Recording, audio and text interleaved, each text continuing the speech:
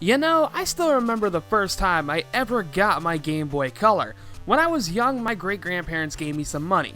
I don't know why, I was 5, but okay, whatever, they did. They said that I could buy anything I wanted, anything. I was allowed to decide what I wanted to do with it. So my decision was buying a Game Boy Color. I got the purple one because, I mean, you could see right through it, and that was freaking awesome. And with that, I also bought Super Mario Land, and oh boy, what a great game that was. My point is, I love this system. And of course, like with all popular consoles out on the market, there have been many a bootleg game produced with it. I honestly couldn't believe there were bootlegs for this system. It didn't surprise me, it was just something I didn't think existed. Well, I have a few games here that sounded interesting, so why don't we take a look at them and see what we have in store. Let's start with a little game called Capsule Monster Carbuncle. Okay. Oh, this is actually kinda neat. It's essentially what if Fire Emblem or Final Fantasy Tactics met Pokemon. It's kind of an interesting game. And I don't mean interesting in the good way. But believe it or not, this game actually has some story, so let's just take a peek into that first. After winning the long-time lost in probability badge, the Rocket Brigade barbarically destroyed the piece of Magic Baby's world. Magic Baby, what the what? The crazy loot of Magic Baby, what the hell is this game trying to convey to me? Like, what is this? Okay, being aware of his Zayoshi and the other his pals. Wait, that's Zayoshi? Ash's Zayo. Okay, sure. I think a little loss in translation happened here, but no, I like Brock's face. In order to find the scattered host and rescue the pocket monsters looted by the rock, I definitely think Trico's gonna win this fight. Well, that was interesting to say the least. After that interesting piece of text, we can see what seems to be a world map, and we can choose which level to play. It's here where we can see the field of battle, but before that, we have to select our Pokemon that we want to send into battle. There's Piku, Little Crocodile, and my personal favorite Pokemon, Fire Rat. You remember those guys from your childhood, right? I sure. It's like, alright, now to be perfectly honest, this game isn't all that bad. It's like your typical Fire Emblem game. You can move your characters across the field and take turns taking actions. There are buildings you can visit, and overall, it's not too bad. The only gripe I have with this game is the fact that everything takes forever to do. I mean, 2 turns of this one battle felt like an eternity. Battle screens are far too long, and sometimes selecting a command or trying to select a character to move doesn't always work. I didn't get very far, I only got up to about the 2nd level. It's just because I couldn't play any more than that. It was just too slow. Well, now that we got that out of the way, let's look at the next game on our list called Super Mario World 7. What happened to 3 through 6? Alright, this is a weird one. So, I can't say for sure, but I can swear that this game is essentially a bootleg version of Adventure Island, but with Mario instead of the main character. I never really played those games, so I couldn't tell you who that is, but they look pretty similar. The game starts you off on a map screen, much like Super Mario Land 2, but unlike that game where you're allowed to explore to your heart's content and beat the game any way you want to, this game you have to do it level by level. So we select the first one, and from the start it looks like your basic Mario game, running from left to right, jumping across platforms. However, it's when you pick up your first power-up you notice something is different. Mario starts chucking hammers. I mean, he did do that in Mario 3, but there was a reason for it. It was a Hammer Brothers costume. In this one, it's just a plain weapon. Well, whatever, it works. I mean, that's all I can ask for, and what? One-hit death? I do not agree with this at all. Look, I know it's a bootleg, but it's a Mario game. Or at least what we're supposed to think is a Mario game. Unless you are Mini Mario, you never die in one hit. At least in none of the games I played growing up. Now, from here, it's pretty basic. You run left to right and get to the end of the level. Aside from the one-hit death thing, this game isn't too terrible. Oh, wait. I forgot about the coolest part. You don't get a Yoshi in the game. Nope. Instead, you get a mother-trucking dinosaur. And this is really cool. And what could be even better than a dinosaur? Well, how about a dinosaur that breathes fire? Yeah!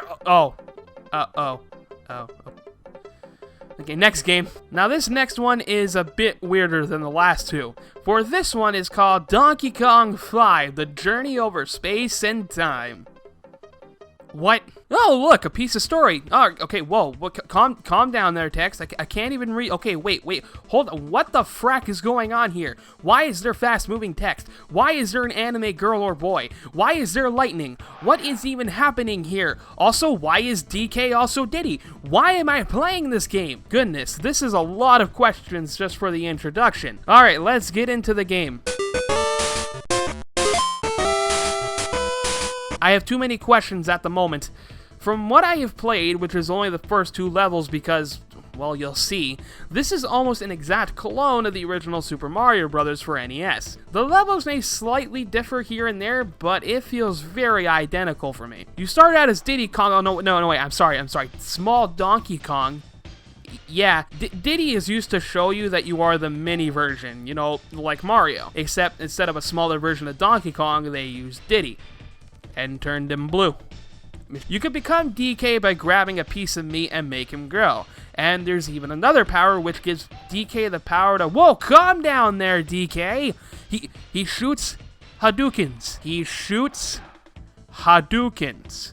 He shoots Hadoukens. When am I even playing anymore? Like, honestly. Oh, wait, yeah. I should mention that the control is not great. Everything feels heavy and clunky, and I don't like it. This gave me way too much trouble, and it's the reason I stopped playing. Well, that and having DK shoot fireballs out of his hands threw me really off and had me thinking about life for a bit. So, let's move on to the next game. The next game I have here is called Crash 2 Advance. Oh, no, wait, no, I'm sorry. I meant 2003 Crash 2 Advance. My apology. What?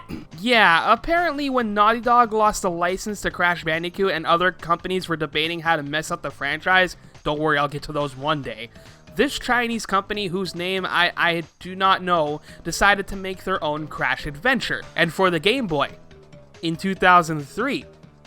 Yeah, sure, no, why not? Let's jump right into, oh my god, what the fuck? I mean, what is this? I mean, really, like, what is this? To be perfectly honest, the game isn't that bad. I mean, the control is a bit heavy, but not as bad as it was in the Donkey Kong game, in my opinion. And the only bad thing I can really say about this game is the jumping. Jumping is just so wonky in this game. Just pressing it will send Crash flying all the way through the air, and trying to land on these platforms are almost impossible. Sometimes, whenever I think I have enough room, nope. And I bet you are wondering why you're only seeing footage of the one level. Well, see this part right here, where I can't make this jump? Yeah, well, there's supposed to be a yellow barrel thing that I'm supposed to be able to jump on to get me up there. And for some reason, it didn't appear. Now, maybe I'm supposed to break all these boxes in order to find it, but I honestly don't know, and nor do I care, because the next level is an auto-scroller. It has a truck that's trying to kill you, and then it goes back to being a platformer. Oh, and one more thing, Crash gets a gun. I don't know why, but he gets a gun, and you can shoot trees with it. What? Why does Crash... Wait, Crash has a gun. A level where a truck chases you down a street. No, it can't be. It cannot be that. I know what I must do. Alright, that was fun. I'm sorry for anyone who had to sit through that. Anyways, I have one more game on my list, and believe it or not, it's based off a movie. Yeah, a bootleg game based off a movie. What movie, you ask? Why, none other than SpiderMan starring Topher Grace, or as the game is called, SpiderMan 3. Alright then. Okay, now, what I'm about to play here is me reading the story of the game. These are highlights of this. I hope you guys are ready, because I was not. Nice shot at Topher Grace. Ben Parker, a normal high school student, after the bite from a radiant spider, he had Barry's superpower, walking on the wall and ceiling, give off cobwebs, etc. What the fuck am I reading? Norman Osborn, the famous scientist, his classmates, fatter, managed to... I'm sorry, but I cannot read anything serious with fucking 8-bit Willem Dafoe. Well, with a story like that, let's jump into the actual game. Oh... This game is not good. It plays so slow, and I swear to God, fighting enemies is either hit or miss, meaning you will either hit them or you won't. I don't know what hit detection is in this game, but oh boy, it's a weird one. Also, is it just me, or are these enemies from Ninja Gaiden? Like we got that rocket guy and the bird. Yeah, no, these are the dudes from Ninja Gaiden, definitely, I can tell. I can't even beat the first level, mainly due to the fact of that hitting thing. Like, it just never feels on point. However, I should go over Spider-Man's abilities. Yeah, he has abilities in this game. Well, what he does is what most spiders can do, is climb on walls. But he can only climb them if the walls are the right color.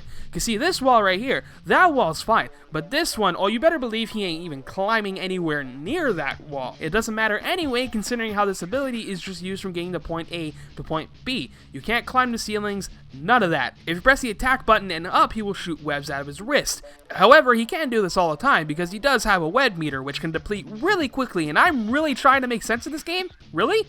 I'm really trying. This is not the weirdest game of them all, honestly, but I must admit, anything with 8-bit Willem Dafoe in it is a glorious masterpiece in my eyes. This game isn't even all that terrible when you look at the rest, but with the way the story was told, and the fact that it's the story of the first movie in Spider-Man 3 is one of the funniest things that I have read in a while. Also, if this is Spider-Man 3, I don't even want to know what the first two games were like. Well, that was tons of fun, and sadly, that's all I have for today. I hope you guys enjoyed that magical ride, and if you did, let me know down below. Or if you hated it too, that's cool, that's cool. And if you want to see another video like this one, I did a Mario fan games video a few months back, and it's my most popular video, so I guess I did something right. And if you like the art, be sure to check out my friend the Pitsy Knight. A link can be found in the description below. And the ending theme is done by another good friend of mine, Rookie from Rookies Plays Games. You can check his channel out in the description below as well for some cool Let's Plays from an awesome guy. And with that, I take my leave. I'll be sure to see you guys in the next videos. Until then, guys, stay strong, my mini minions.